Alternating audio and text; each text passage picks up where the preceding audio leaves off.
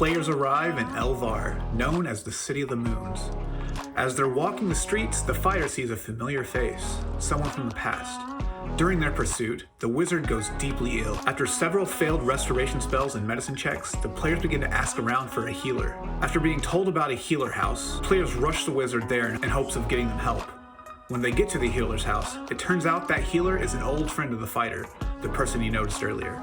The healer heals the wizard, then asks the fighter why he abandoned her. Eventually, the fighter apologizes and restores his relationship with that healer.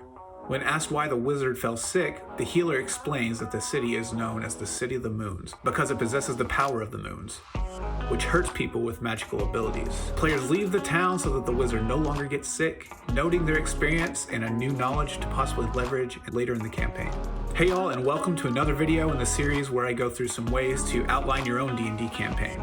I'll have a link to the playlist in the description below if you want to check out the other videos. This video is about mice. No, not the little rodents that are running around your kitchen right now. But mice is an acronym that storytellers and dungeon masters can use to easily organize plots in their campaigns and stories. Okay, so what does mice mean if it doesn't mean little critters? Mice is an acronym for Milieu, Intrigue, Character, and Event. Milieu, I believe, is a French word for location or place. These are types of stories that start when you enter a place and end whenever you leave that place. Intrigue is all about mystery. These are your murder mystery type of stories. Character, these are all about angst. Your character starts happy and ends sad. They start sad and end happy.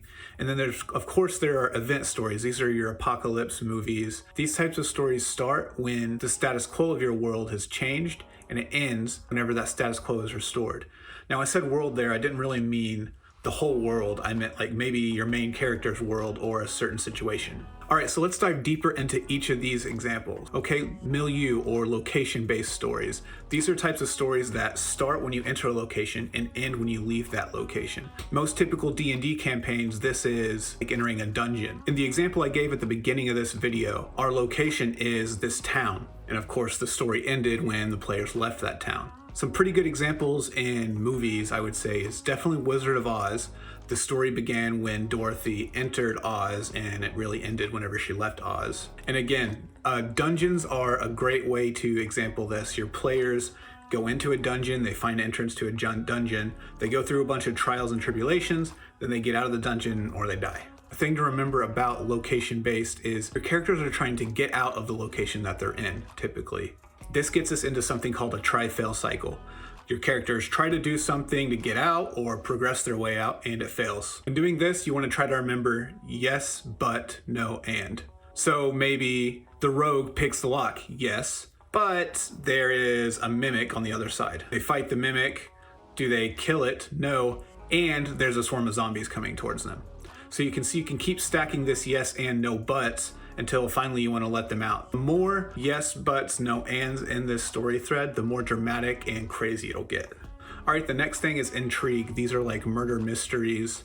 In the example above, the intrigue was kind of the town. Why is it known as the City of the Moons? Also, who is this person that our fighter recognized? Intrigue, you kind of want to follow the same type of beats you did in the milieu or location.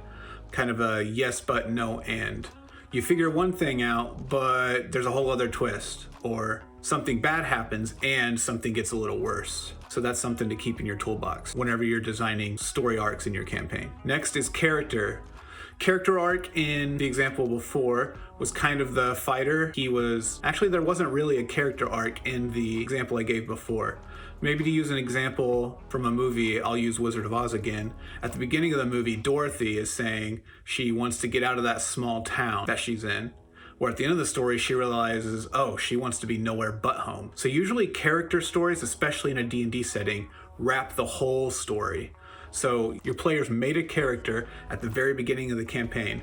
So you want to usually resolve all of their stories completely towards the end of the campaign. You're always building up to something really big at the end of the campaign anyways, and usually your characters should be that big thing because the story's about them. Okay, next and finally is event. These are like your apocalypse type of stories. Something crazy happened. In the example before, the wizard fell sick, and then that plot line shortly after was resolved after the healer healed the wizard. A good example of this is any movie with like an apocalypse where the world physically does drastically change. But also, if you think about it, location and all these kinds of story arcs are kind of event driven. Something happens to get your characters in a certain location, or character-wise, your character realizes that they don't believe in themselves. Some event drove that. And so maybe just before that character does believe in themselves, the event that happened before that maybe needs to resolve somehow. All right, well, I hope that was helpful. If you guys know of other ways to leverage these kinds of things, or if these 4 things are helpful for you to come up with more ideas for your D&D campaign, comment your D&D campaign idea below.